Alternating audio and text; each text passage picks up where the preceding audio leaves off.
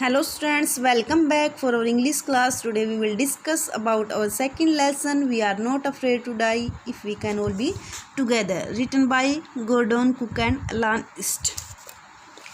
Yes students, this is a true adventure story. ये एक सच्ची कहानी है, एक साहस से भरी हुई कहानी है. The writer, his wife and his two children undertook an adventure sea voyage journey. तो इसमें क्या दे रखा है कि जो राइटर होता है उसकी वाइफ होती है, उसके दो बच्चे होते हैं. वो क्या करते हैं कि वो एक बार सोचते हैं कि उन बच्चों ने क्या किया, जो एडवेंचर्स सी जर्नी, उन्होंने एडवेंचर्स सी जर्नी रखी, जो साहस से भरी हुई समुद्री यात्रा की. तो किसने की? तो ये एक सच्ची कहानी के ऊपर बेस्ड है. जो राइटर होता है, कौन होता है राइटर? गॉर्डन कुक एंड अलान ईस्ट. तो उसकी वो खुद स्वयं एंड इज वाइफ और उसके दो बच्चे वो क्या करते हैं, एक साहसिक जो समुद्री यात्रा होती है उन्होंने वो तय की. They wanted to duplicate the round the world voyage made 200 years earlier by captain Cook. तो ये एक सच्ची कहानी है. ये कहानी पहले साहसिक जो समुद्री यात्रा थी वो किसने तय की थी? तो they wanted to duplicate means दोहराना चाहते हैं. वो इसे दोहराना चाहते हैं. राउंड द वर्ल्ड वॉयेज जो समुद्री यात्रा है उसको दोहराना चाहते हैं. वॉयेज होता है यात्रा, समुद्री यात्रा. Made 200 years earlier by captain cook, जो पहले की थी कैप्टन कुक ने की थी. दे जो एक कुक नाम का जो है कैप्टन कुक जो इसके अंदर है, इसने क्या किया था, समुद्री यात्रा संसार के अंदर पहली बार तय की थी. पूरे संसार में फर्स्ट इंसान था जिसने समुद्री यात्रा तय की थी. तो वही जो ये हैं, जो राइटर है गॉर्डन कुक एंड अलान ईस्ट, ये जो है इसकी वाइफ और इसके बच्चे वांटेड टू डुप्लीकेट, वो उसको दोहराना चाहते हैं. इसी समुद्री यात्रा को ये भी दोहराना चाहते हैं. जैसे कैप्टन कुक ने ये यात्रा की थी, इसी तरह ही ये भी इस यात्रा को दोहराना चाहते हैं. ये खुद समुद्री यात्रा करना चाहते हैं. They face great difficulties during their voyage. तो ये क्या करते हैं, बहुत सारी मुश्किलों का सामना करते हैं अपनी समुद्री यात्रा के दौरान. तो अब चैप्टर स्टार्ट करते हैं. क्या इस चैप्टर की समरी मैंने आपको दी है, तो आप सभी उसमें ध्यान से देखेंगे कि इसमें जो लाइन टू लाइन जो एक्सप्लेनेशंस है वो मैं अभी एक्सप्लेन करूँगी तो आपको समझ में आ जाएगा. This is an adventure story. तो ये एक साहस से भरी हुई कहानी है. The narrator was 37 years old businessman. जो नरेटर होता है वो 37 years ओल्ड बिजनेसमैन होता है. He and his wife were adventure loving. वह और उसकी पत्नी साहस से भरी हुई यात्राओं को बहुत ज़्यादा प्यार करते थे. The couple decided to duplicate the round the world voyage made 200 years earlier by captain James Cook. तो वो क्या चाहते हैं, the couple decided to duplicate. तो इस कपल ने डिसाइड किया, क्या डिसाइड किया इस कपल ने? टू डुप्लीकेट, दोहराना. इसको दोहराना किसको? द राउंड द वर्ल्ड वॉयेज, संसार की समुद्री यात्रा को दोहराना चाहते थे, जो कि 200 साल पहले कैप्टन जेम्स कुक ने दोहराई थी. 200 साल पहले कैप्टन जेम्स कुक ने ये यात्रा की थी. वो इसी चीज़ को दोहराना चाहते थे. दैट मीन्स क्या था कि वो खुद समुद्री यात्रा करना चाहते थे. They spend 16 years gaining experience of sea journey in the ocean.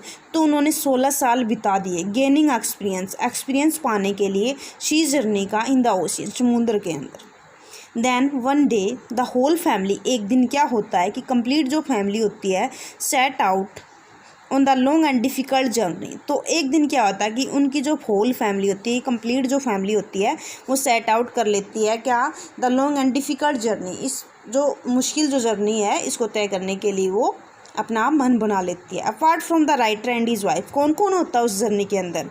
Writer होता है, उसकी वाइफ होती है मैरी, उसका नाम होता है मैरी. उसकी वाइफ का नाम होता है मैरी. जो गॉर्डन कुक एंड अलान ईस्ट है उसकी वाइफ का नाम होता है मैरी. दे आर 2 children, उनके 2 बच्चे होते हैं. और क्या होता है there 2 children, 6 years old son, जो उसका बेटा होता है वो 6 साल का होता है, जोनाथन, उसका नाम होता है जोनाथन. 7 years ओल्ड डॉटर, और 7 साल की बेटी होती है Suzanne. Also take a part in the journey. तो वो भी इस जर्नी में पार्ट लेते हैं. They name their boat wave walker. तो वो अपनी जो बोट जिसमें वो जाते हैं तो उसका नाम रख देते हैं Wave Walker. It is a 23 metre 30 ton beautiful wooden boat. तो ये boat 23 metre 30 ton beautiful wooden boat होती है। साइज़ बता रखा है इसका बोट का।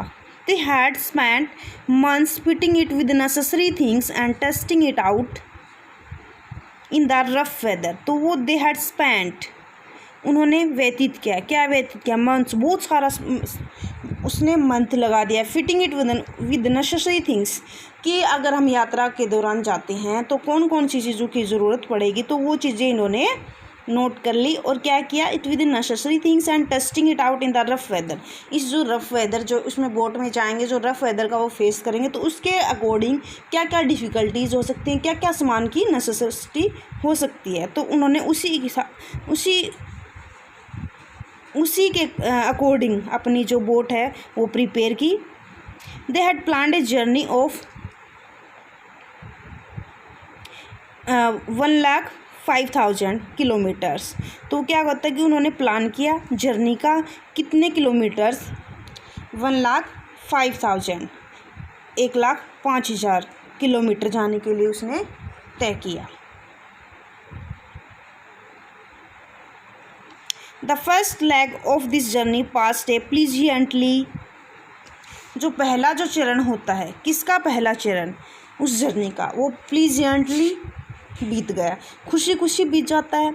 After that they headed east. उसके बाद उन्होंने पूर्व की ओर अपना टर्न किया। दे टुक 2 persons एज हेल्पर्स। उन्होंने 2 persons ले लिए एज हेल्पर्स के रूप में। दे वर Larry Vigil and American and हाब सिगलर ए स्विस। वो थे Larry Vigil, Larry Vigil American होता है एंड हब सिगलर एक स्विस होता है, स्विस से होता है। On the second day out of Cape town.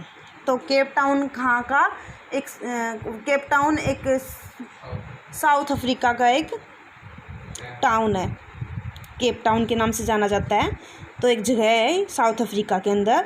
तो on the second day out of Cape Town, दूसरा दिन केप टाउन में, they began to encounter strong wind. तो वहाँ पे क्या हो जाती है, स्ट्रॉन्ग वाइंड स्टार्ट हो जाती हैं। The strong winds didn't worry the narrator. जो स्ट्रॉन्ग वाइंड्स होती है उन्होंने नरेटर को वरी नहीं किया, but he was worried by the size of the waves which were up to 50 kilometres high. लेकिन वो वेरिड हो जाता, चिंतित हो जाता है, किससे, by the size of the waves, वो साइज से चिंतित हो जाता है। विच were up to 15 metres high, वो 15 मीटर की ऊंची होती हैं, उनसे भयभीत हो जाता है। ऑन 25 दिसंबर 25 दिसंबर को दे वर 3,500 kilometres east of Cape town. तो वो केप टाउन से 3500 किलोमीटर पूर्व में थे। On the new year the weather was the same. और जो न्यू ईयर को होता है कि जो वेदर, जो मौसम था वो सेम होता है। उसके बाद क्या होता है, ऑन 2 जनवरी, जब 2 जनवरी को क्या होता है कि the waves were very big. तो वेव्स जो थी, जो लहरें जो उठ रही थी वो बहुत बड़ी बड़ी थी। At about 6 PM the sky grew dark. 6 बजे क्या होता है, 6 PM को, शाम को क्या होता है, आकाश होता है वो डार्क हो जाता है। The writer found a big cloud at a distance. तो राइटर को क्या मिल जाता है, एक बड़ा सा बादल दिखाई देता है एक दूरी पे। Then he realised with horror that it was not a cloud but a very big wave which was coming towards them. लेकिन उसको महसूस होता है, वो घबरा जाता है, that it was not a cloud, ये बादल नहीं था, but a very big wave, बहुत एक वेव आ रही थी, एक लहर आ रही थी, which was coming towards them, जो उनकी तरफ आ रही थी। Then a big explosion shook the deck. अब क्या होता है कि उस डेक को हिला देता है, एक बहुत बड़ा विस्फोट होता है जिसने डेक को हिला देता है। A strong Torrent of water came over the ship. और तेज़ी से पानी आता है और उस शिप में आ जाता है।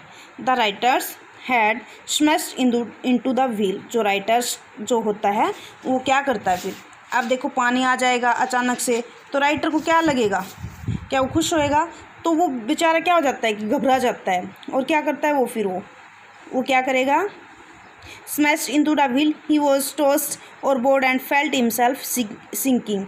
द राइटर जो हेड होता है वो स्मैश टकरा जाता है, इनटू द व्हील, व्हील से टकरा जाता है। He was tossed overboard and felt himself sinking, और क्या हो जाता है कि वो अपने आप को फील करता है कि वो डूबने वाला है। सिंकिंग क्या होता है, डूबने वाला, कि वो डूबने के कगार पे आ गया, क्योंकि पानी जो होता है बहुत सारे होल्स हो जाते हैं, उसके अंदर से पानी जहाज़ के अंदर आ जाता है, तो उनको डर लगता है। The narrator thought that he was going to die, narrator को लगता है कि वो मरने ही वाला है। But unexpectedly his head came out of the water, लेकिन क्या होता है कि अचानक से क्या होता है कि उसका जो सिर होता है वो पानी से बाहर आ जाता है। ही saw that the ship was almost capsizing, तो उसको लगता है कि जो जहाज़ है वो कैप्साइजिंग होता है कि डूबने के कगार पे आना, कि डूबने के कगार पे आ गया है। But then a wave came, लेकिन एक वेव आ जाती है, एंड इट बिगेन अपराइट, और वो सही हो जाता है। His life line became tight, लेकिन उसकी जो लाइफ लाइन होती है, उसकी जो जीवन की रेखा होती है वो थोड़ी सी मुश्किल होती है। With difficulty he reach the ship, बड़ी मुश्किल से वो किसके ऊपर पहुंचता है, शिप पे। The waves tossed him round the deck like a doll, और जो वेव्स जो लहरें आती है उसने उसको जो होता है, जो राइटर जो होता है उसको टॉस किया round the deck like a डोल, उसको जो लहरें आती हैं पानी से ऐसे उसको गुड़िया की तरह उड़ेल कर उसको डेक पे गिरा देती हैं, एक गुड़िया की तरह। जैसे डोल जो होती है हम उसको ऐसे फेंक देते हैं, ऐसे ही जो वेव्स होती है वो उसको फेंक देती है, वो टॉस जैसे टॉस करके टॉस एज ए टॉस उसको वो डेक पे गिरा देती है। हिज लेफ्ट रिब्स क्रैक्ड, उसकी जो लेफ़्ट जो रिब्स जो पसलियाँ होती है वो क्या हो जाती, क्रैक हो जाती है। उसके बाद his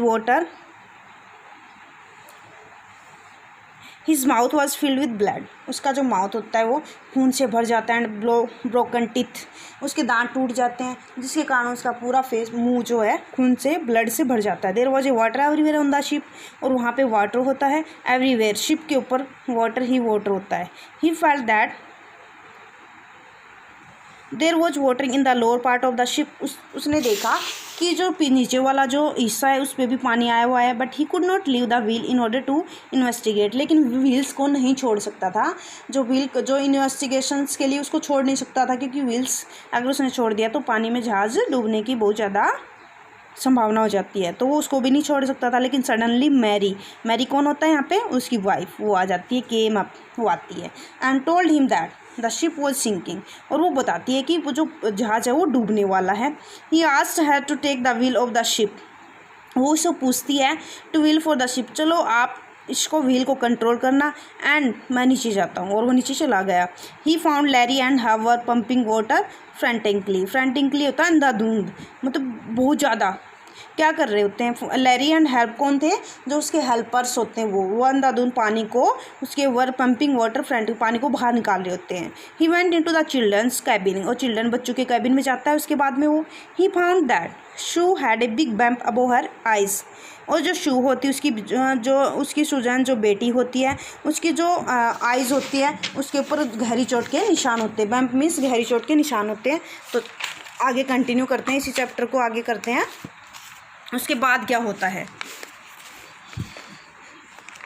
waves was coming through the holes caused by the storm, जो वेव्स होती हैं वाटर वॉज कमिंग, पानी आ रहा होता है। पानी कहाँ से आ रहा होता है, कमिंग आ रहा होता है थ्रू द होल्स, जो छेद बन गए थे उनमें से आ रहा होता है। कास्ड बाय द स्टॉर्म, जो कि तूफान ने उसको पैदा कर दिया था। He manage to stretch canvas over and waterproof covers over the holes and the coming in of the water was largely controlled। अब वो क्या करता, मैनेज करेगा इसको, वो स्ट्रेच जो उसके वो निशान से हो रखे थे वो क्या करता है, कैनवस जो होता है एक तिरपाल टाइप में, एंड वाटरप्रूफ जो कवर्स होते हैं, और वो क्या करता है होल्स पे रख देता है, जो छेद हो रखे थे उनके ऊपर रख देता है, ताकि वो पानी कंट्रोल हो जाए, और वो पानी कंट्रोल हो भी जाता है।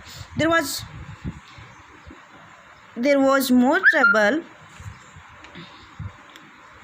Was most trouble for them, उनके लिए बहुत मुश्किल, अभी भी बहुत ज़्यादा मुश्किल थी। The pump started to block, और जो पैम्प्स होते हैं वो स्टार्ट हो गए, ब्लॉक स्टार्ट हो गए जाते हैं, वो ब्लॉक हो जाते हैं। And the electric पैम्प went out of order, जो इलेक्ट्रिक पैम्प होता है वो भी क्या होता है, वो भी काम करना बंद कर देता है। He found that the 2 spare pumps the sail the dinghies and the main anchor has been thrown overboard. अब क्या होता है, उसके वो जो होते हैं उनके जो पंप होते हैं वो भी काम करना छोड़ देते हैं। लेकिन उसके बाद क्या होता है कि वो खुद ही उसको मैनेज करते हैं। वो मैनेज कैसे करेंगे, जैसे कि he found that the 2 spare pumps, जो 2 स्पेयर पंप रखते हैं, जैसे स्पेयर में जो पंप थे वो क्या करेगा उसके लिए, उनको उठा लेता है। एंड द सेल द डिग्नीज, जो छोटी किश्तियाँ होती हैं उनको डिग्नीज, एंड द मेन एंकर डिग्नी, तो क्या करता है उसके बाद वो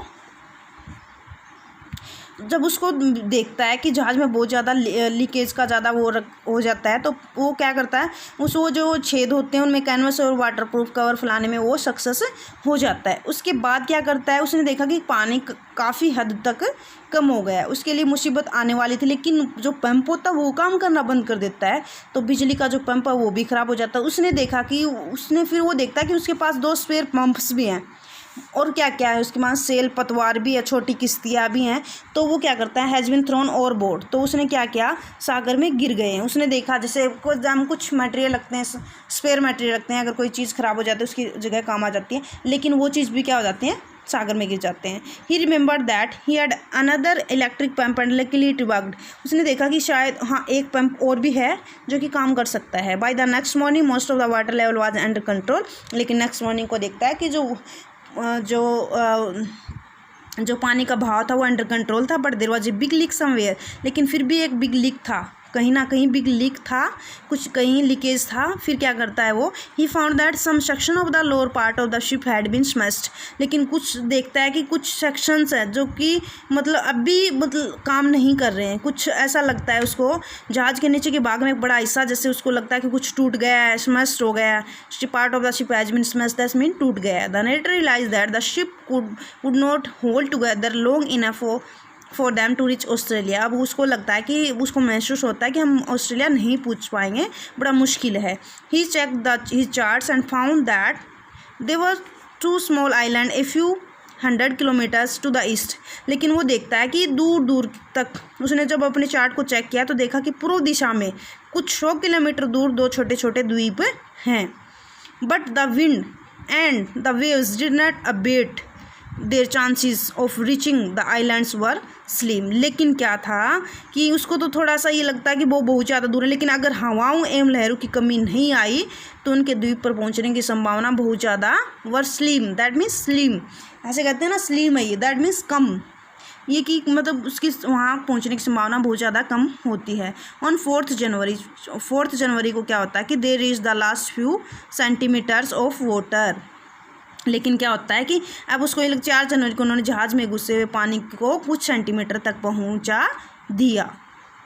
now they had only to keep pace with the water still coming in, अब वो क्या देख रहा होता है, अब कुछ सेंटीमीटर तक कम कर दिया, अब उन्होंने केवल अभी भी अंदर आते पानी पर नियंत्रण करना होता है। In the afternoon back clouds began building up behind them, अब क्या होता है कि अब फिर भी उसने देखा कि मगर उनकी किस्मत क्या अभी ख़त्म हो गई, नहीं, they took now they had only to keep pace with the water still coming in, they took food for first time in 2 days, अब वो देखता है कि उन्होंने 2 दिन में भोजन एक बार किया है, दैट मीन्स 2 दिन में से एक बार उन्होंने खाना खाया है। But there bad luck was still not over, लेकिन उनका जो दुर्भाग्य वो अभी ख़त्म नहीं हुआ है। In the afternoon back clouds began building up behind them, अब वो मगर उनकी किस्मत अभी समाप्त नहीं हुई थी, दोपहर के बाद उसने पीछे काले बादल फिर से बनने आरंभ हो गए, वो देखता है behind them. By the night January 5 their situation was again very bad, अब 5 जनवरी को उनकी सिचुएशन सूर्योदय के समय बहुत ज़्यादा बुरी हो जाती है।